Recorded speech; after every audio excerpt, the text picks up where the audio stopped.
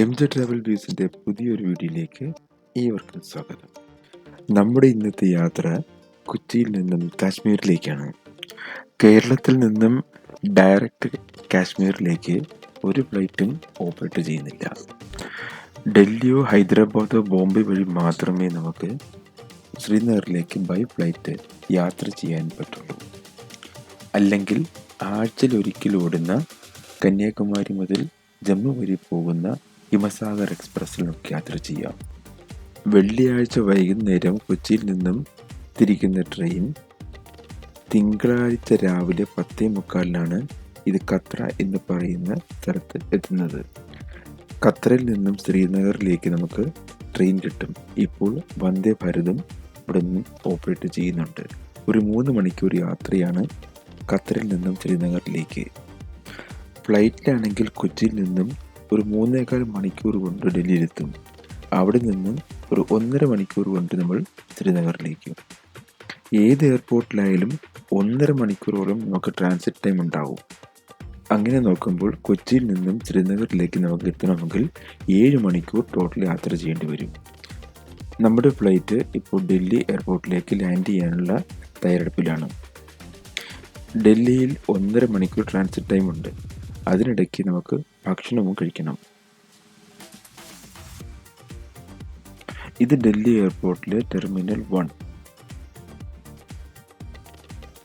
ഞാൻ ആദ്യമായാണ് parking indicator പോലെ ബാത്റൂം ഇൻഡിക്കേറ്റർ കാണുന്നത്. വലിയ ഒരു മാളിൻ്റെ പ്രതീതിയാണ് ഡൽഹി എയർപോർട്ടിനുള്ളിൽ.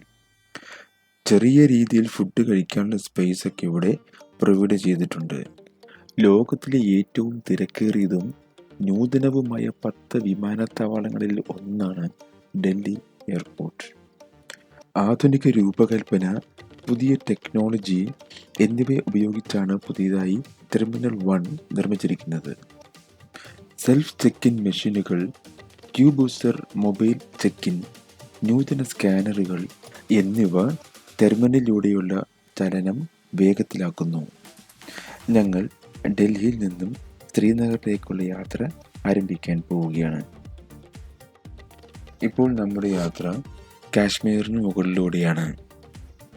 കാശ്മീർ എന്ന് കേൾക്കുമ്പോൾ നമ്മുടെ മനസ്സിൽ ഓടിയെത്തുന്നത് മഞ്ഞ് നിറഞ്ഞ പർവ്വതനിരകളൊക്കെയാണ്. താഴെ കാണുന്നത് ചെനാബ് റിവർ എന്നാണ് എനിക്ക് മനസ്സിലാക്കാൻ കഴിഞ്ഞിട്ടുള്ളത്. ഹിമാചൽ പ്രദേശിൽ നിന്നാണ് ചെനാബ് ഉത്ഭവിക്കുന്നത്.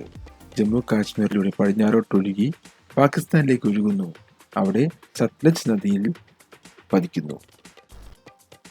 ഹിമാലയത്തിൻ്റെ മടിത്തട്ടിൽ സ്ഥിതി ചെയ്യുന്ന കാശ്മീർ മഞ്ഞുമൂടിയ പർവ്വതനിരകൾ, ശാന്തമായ തടാകങ്ങൾ, സമൃദ്ധമായ താഴ്വരകൾ, ഊർജ്ജസ്വലമായ സംസ്കാരം എന്നിവയാൽ നിറഞ്ഞ ഒരു ആശ്വാസകരമായ പർദീസയാണ്.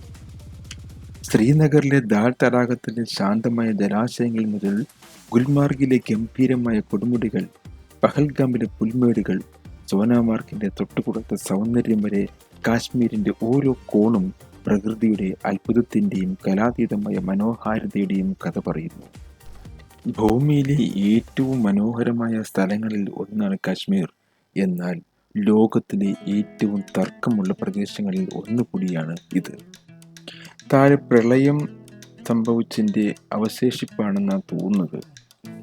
1947 മുൻപ് ബ്രിട്ടീഷ് ഭരണത്തിന് കീഴിലുള്ള ഒരു നാട്ടുരാജ്യമായിരുന്നു കാശ്മീർ. ഇന്ത്യയും പാകിസ്ഥാനും സ്വാതന്ത്ര്യം നേടിയപ്പോൾ ഏത് രാജ്യവുമായി ചേരണമെന്ന് കാശ്മീർ ഭരണാധികാരി തീരുമാനിക്കേണ്ടി വന്നു. കാശ്മീർ രാജാവ് ഹിന്ദുവായിരുന്നു. എന്നാൽ ജനസംഖ്യയുടെ ഭൂരിഭാഗവും മുസ്ലിങ്ങളായിരുന്നു. 1947 ഒക്ടോബറിൽ പാകിസ്ഥാനിൽ നിന്നുള്ള ഗോത്ര പോരാളികൾ ആക്രമിച്ചതിനു ശേഷം സൈനിക സഹായത്തിന് പകരമായി മഹാരാജാവ് ഇന്ത്യയിൽ ചേരാൻ തീരുമാനിച്ചു. അത് ഇന്ത്യയും പാകിസ്ഥാനും തമ്മിലുള്ള ആദ്യ യുദ്ധത്തിലേക്ക് നയിച്ചു. കാശ്മീർ 2 ഭാഗങ്ങളായി വിഭജിക്കപ്പെട്ടു. ഇന്ത്യയുടെ നിയന്ത്രണത്തിലാണ് ജമ്മുവും കാശ്മീരും ലഡാക്കും. അങ്ങനെ ശ്രീനഗർ എയർപോർട്ടിൽ നമ്മുടെ ഫ്ലൈറ്റ് ലാൻഡ് ചെയ്തു. ഷെയ്ഖുൽ അലാം അന്താരാഷ്ട്ര വിമാനത്താവളം എന്ന് അറിയപ്പെടുന്ന ശ്രീനഗർ വിമാനത്താവളം ഇന്ത്യയിലെ ജമ്മു കാശ്മീരിലെ ശ്രീനഗർ നഗരമധ്യത്തിൽ നിന്നും ഏകദേശം 12 കിലോമീറ്റർ അകലെയാണ് സ്ഥിതി ചെയ്യുന്നത്. കാശ്മീരിലെ ആദരണീയനായ സന്യാസി ആയിരുന്നു ഷെയ്ഖ് നൂറുദ്ദീൻ നൂറാനിയുടെ പേരിലാണിത് അറിയപ്പെടുന്നത്. പരമ്പരാഗത മരപ്പണികളും ഗ്ലാസ് ഡിസൈനുകളും സംയോജിപ്പിച്ച് മനോഹരമായ കാശ്മീരി വാസ്തുവിദ്യയുള്ള ഒരു ആധുനിക ടെർമിനൽ വിമാനത്താവളത്തിലുണ്ട്. ഇത് ആഭ്യന്തര വിമാന സർവീസുകളും പരിമിതമായ അന്താരാഷ്ട്ര വിമാന സർവീസുകളും കൈകാര്യം ചെയ്യുന്നു. ലഗേജ് ക്ലെയിം ഏരിയയിൽ നിന്ന് ഞങ്ങളുടെ ലഗേജും എടുത്തു നേരെ അറൈവൽ എക്സിറ്റ് ഗേറ്റിലേക്ക് നീങ്ങി. വിമാനത്താവള എക്സിറ്റ് നന്നായി ചുറ്റപ്പെടുത്തിയതും സുരക്ഷിതവും വൃത്തിയുള്ളതുമാണ്.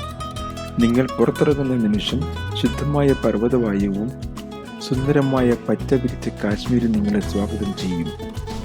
യാത്രാമധ്യേ നിങ്ങൾക്ക് കാശ്മീരിൻ്റെ ആദ്യ യഥാർത്ഥ കാഴ്ച ലഭിക്കും. ഉയരമുള്ള ചിന്നാർ മരങ്ങൾ, ശുദ്ധവും തണുത്തതുമായ വായു. സത്യത്തിൽ പറഞ്ഞാൽ ഒരു പോസ്റ്റ് കാർഡിൽ കയറുന്ന പോലെയാണ് പോകുന്നത്. ഞങ്ങളുടെ യാത്ര അവസാനിക്കുന്നത് എയർപോർട്ടിൽ നിന്നും 60 കിലോമീറ്റർ അകലെയുള്ള അനന്ത്നാഗ് എന്ന് പറയുന്ന സ്ഥലത്താണ്. അവിടെയാണ് ഞങ്ങൾക്ക് താമസിക്കേണ്ട റൂം ഒരുക്കിയിരിക്കുന്നത്. ഏകദേശം 1.5 മണിക്കൂറോളം യാത്ര ചെയ്താൽ മാത്രമേ അവിടെ എത്തുകയുള്ളൂ.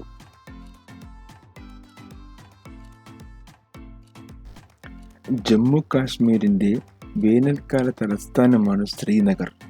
സമുദ്രനിരപ്പിൽ നിന്ന് ഏകദേശം 1585 മീറ്റർ ഉയരത്തിൽ കാശ്മീർ താഴ്വരയിലാണ് ഇത് സ്ഥിതി ചെയ്യുന്നത്.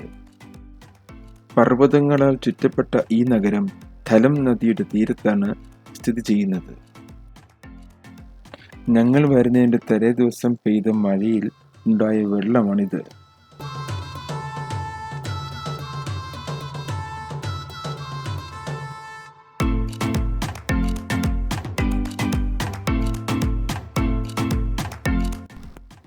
ഇതാണ് NH-44 ജമ്മു ശ്രീനഗർ ഹൈവേ എന്നും ഇത് അറിയപ്പെടുന്നുണ്ട്. അതുമാത്രമല്ല, ശ്രീനഗറിനെ കന്യാകുമാരിയുമായി ബന്ധിപ്പിക്കുന്നതും കൂടിയാണ് ഈ ഹൈവേ. ഞങ്ങൾ ഫുഡെല്ലാം കഴിച്ചു അനന്ത്നാഗ് റൂമിൽ എത്തി. നിങ്ങളുടെ വിലയേറിയ ലൈക്ക്, സബ്സ്ക്രൈബും കമൻറ്റും ചെയ്യാൻ മറക്കണ്ട.